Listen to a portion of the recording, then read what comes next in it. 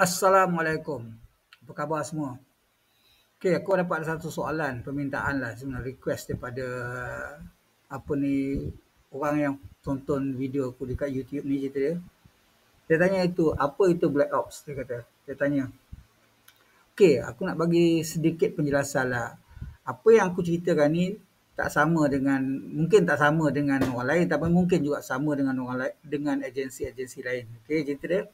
Tapi pada dasar dia, apa yang aku ceritakan benda ni adalah satu lebih kurang macam satu common sense untuk semua sekali lah, cerita dia. Okey, Black Ops tu apa? Okay. Black Ops ni terbahagi pada dua. Terbahagi kepada dua. Satu, sanction. Satu, unsanctioned. Okey. Kenapa sanction? Sanction adalah diarahkan, dibenarkan serta dia ada satu paper black and white sebagainya yang dan didokumentasikan seperti mana arahan yang diberi peringkat atas itu dia, dan semua pihak itu akan boleh dipertanggungjawabkan untuk Black Ops tu. Satu lagi adalah Black Ops yang tak ada sanction. Yang tak ada sanction ni adalah hearsay, bercakap arahan bagi mulut, lepas itu tak clear, lepas tu masing-masing nak lepas tangan sebagainya. Okey, dalam operasi kami, cerita dia. Aku cerita ni dalam konteks operasi kami. Aku tak nak cerita operasi daripada ATM ke, PDRM ke atau agensi lain. Aku tak tahu cerita dia. Aku tak nak cerita. Tapi aku nak cerita tentang what's yang kami buat. Okay. Mostly lah, kita kan. Hampir, macam ni cakap hampir lah, 90% lah daripada Black Ops kami adalah sanction, cerita dia. Hanya 10% saja yang unsanctioned. Unsanctioned pun tapi Black Ops yang macam mana cakap yang kalau boleh kita buat yang tiada rekod balik kepada Malaysia je dia. Tak ada bukti, tak ada pointing ke balik kepada Malaysia je dia. Dan 90 yang aku cakap tadi Black Ops tadi yang apa ni Black Ops yang kita buat yang memang kita buat juga dia boleh ditrace balik kepada Malaysia lah. Kalau tidak ditrace lah, betul-betul trace lah cerita dia. Tapi mostly dia tak dapat nak trace lah cerita dia. Okay. Black Ops ni cerita dia kau dapat macam ni, konteks macam ni. Kau dapat satu arahan. Kita ambil yang sanction ni Kau dapat satu arahan. Lepas tu kau panggil semua orang meeting. Dalam meeting tu kau akan bentangkan semua idea-idea, semua cadangan, semua solution, semua dapatan segala-galanya, data sebagainya, dan semua orang akan discusskan benda tu. Semua adakah semua pihak daripada section head, sector head, ketua-ketua dan juga lain-lain semua setuju, dan chief operatifnya pun setuju sebagainya. Bila semua dah setuju, then kita kata okey, kita akan buat Black Ops ni melibatkan, maknanya sama ada kita masuk dalam satu negara. Ini kalau kita macam kami pergi ke negara asing kita masuk dan keluar dalam satu-satu tempat tu undetectable. Sama ada melalui jalan darat, jalan laut, jalan udara, sama ada menggunakan identiti dari mana cerita dia. Kami akan pilih identiti dari mana, negara-negara yang berkaitan, dan juga kami akan gunakan cerita dia mode of transport yang bersesuaian. Lepas tu kami akan bawa elemen macam mana. Kami nak guna masuk sebagai student, masuk sebagai di couple, suami isteri, masuk sebagai businessman. It's about Black Ops lah cerita dia kan. Jadi dalam konteks Black Ops ni biasanya sasaran tu dalam majoriti dalam Black Ops ni adalah sasaran ni ialah ada dua je arahan yang selalu ada cerita dia dalam Black Ops ni. Satu obsesai cerita dia, satu obscuted cerita dia. Dan dua-dua senario ni aku dah pernah handle cerita dia. Aku pernah lead team juga, aku pernah handle benda ni, aku pernah terlibat secara langsung dan secara tak langsung pun ada cerita dia. Dalam banyak ops yang aku buat cerita dia, total ops yang aku buat adalah 33 cerita dia.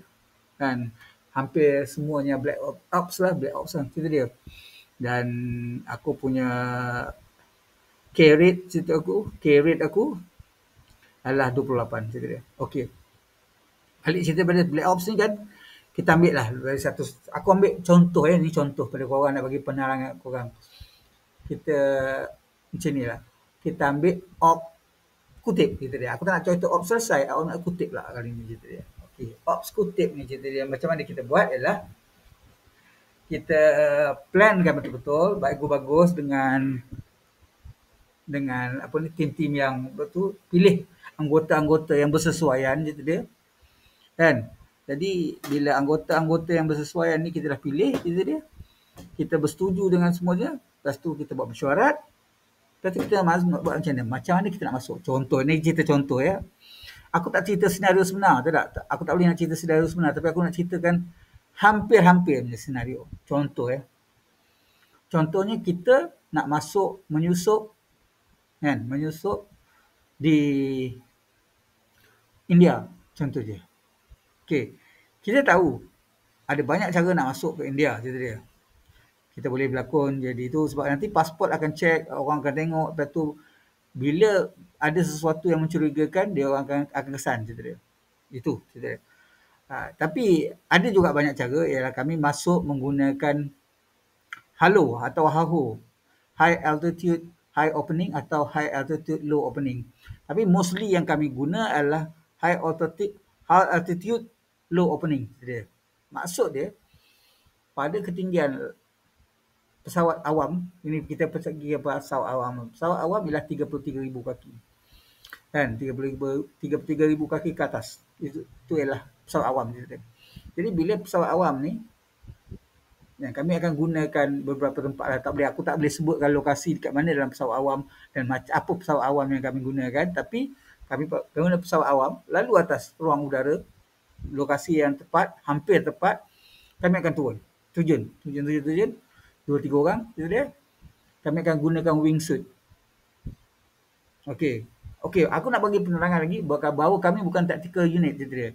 Kami bukan maksud aku bukan special force. Bukan tactical. Kami memang tactical unit tapi kami bukan special force. Jadi kami terbang turun guna wingsuit pada ketinggian tu dengan tank oksigen dan sebagainya. Pada ketinggian dalam 500 kaki baru kami buka parachute kami.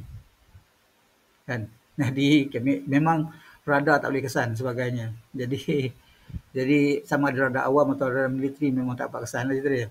Sebab tank yang kami bawa pun semuanya bukan besi cerita dia. Kami pakai tank komposit, segala-galanya komposit. Jadi kami pakai wingsuit memang tak detect radar cerita dia. Terus sampai ke bawah. Okey, itu masuk secara infiltrate secara halo cerita. Okey, kalau kami ikut flight biasa kami akan berlakon macam-macam tadi lah cakap kan.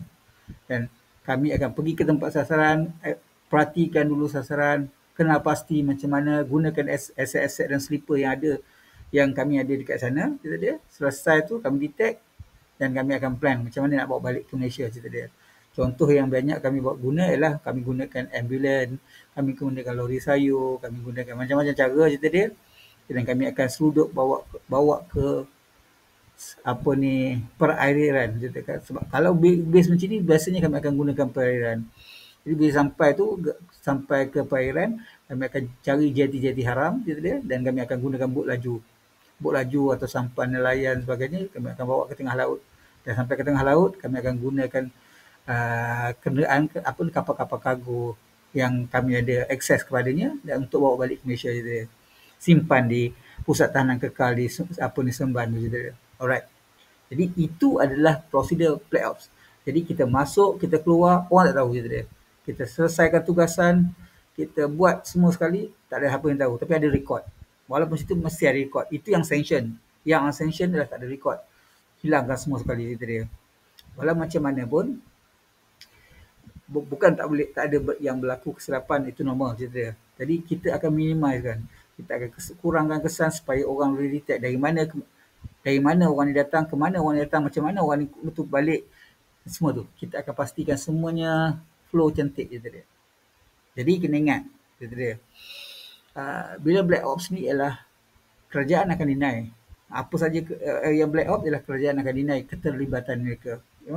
Memang kita tak nak bagi pun Malaysia di senarai hitam atau di listkan blacklist oleh mana negara cerita dia. Jadi itu yang kami buat. Apa yang kami buat ialah kami akan pastikan semuanya berjalan seperti mana yang dirancang Black Ops. Dia ada banyak Black Ops. Tim aku, yang aku lah sendiri terlibat ialah 33 lah lebih kurang. Ops, 33 Ops. Yang Black Ops ada dalam 80% lah lebih kurang macam tu. Okay? Mostly lah cerita dia. Itu aku. Belum lagi tim-tim lain cerita dia. Kita ada ramai tim cerita dia. Jadi, aku tak kata aku yang terbaik sebab ada tim yang lain terbaik cerita dia. Kami ada ramai tim-tim yang terbaik. Ada pegawai-pegawai yang terbaik cerita dia. Tapi dalam unit taktikal, aku pernah pegang jawatan Commodore cerita dia. Kan? Jadi, jawatan tu jadi ketua dalam satu kumpulan ni, satu unit tu sendiri tu tak. Unit taktikal tu sendiri. Jadi, serang orang lain lah pelanda je dia. Jadi aku ada tengok juga beberapa video-video TikTok dan sebagainya daripada orang-orang lain, daripada F-Team, kawan-kawan aku sebagainya. Dan mungkin dia orang pun ada cerita tentang UTK sebagainya. Tak apa. Masing-masing dengan cara masing-masing. Aku setuju dengan dia orang, dan apa dia orang terangkan dalam tu ialah layman. Bahagian kecil saja yang dia orang boleh cerita. Yang lain tak cerita orang cerita. Sama macam aku cuma cerita kat korang ni pun buat dalam 5%, tak sampai pun 10% daripada real scenario apa yang kami buat, macam mana kami buat. Okey, jadi penyelesaian kepada banyak benda bukan kadang-kadang lah, mostly lah memerlukan Black Ops. Dia ada 3 Ops. Dia ada White Ops, dia kata, biasalah itu normal, itu macam kau ikut PVB dan sebagainya. Okey, fine. Satu lagi Grey Ops. Grey Ops ni dia susah nak cakap sama ada dia dibenarkan nak bagi nampak real atau tidak nampak real cerita dia. Satu lagi adalah Black Ops tadi cerita dia. Okay. Jadi ketiga-tiga ni aku pernah handle lah cerita dia. Aku pernah handle dan aku pernah terlibat cerita dia. Jadi aku boleh cerita sebagai asas saja kat korang. Aku tak boleh cerita lebih lanjut cerita dia. Kan? Sebab ini media sosial cerita dia. Korang dah faham cerita dia. Dan apa saja video yang aku buat ni memang akan ditengok orang lain. Dan tak terkejut pun cerita lah agensi-agensi lain cerita dia. Tak terkejut pun, tak heran pun. Apa yang aku cerita ni adalah dia punya dia punya SOP, standard semua orang. Dan dia akan buat benda yang sama cerita dia. Jadi macam cakap lah, nak masuk negara mana-mana pun boleh. Mudah je cerita dia. Nak keluar pun mudah juga. Tapi kena pandai lah cerita dia.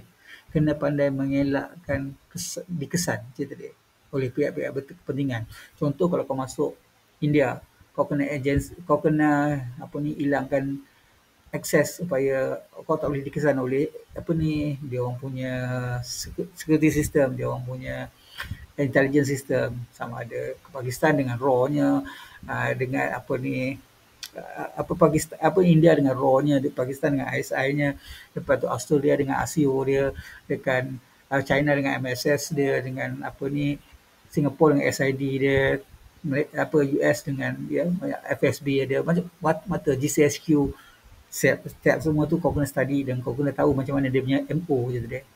Okey, Assalamualaikum warahmatullahi wabarakatuh.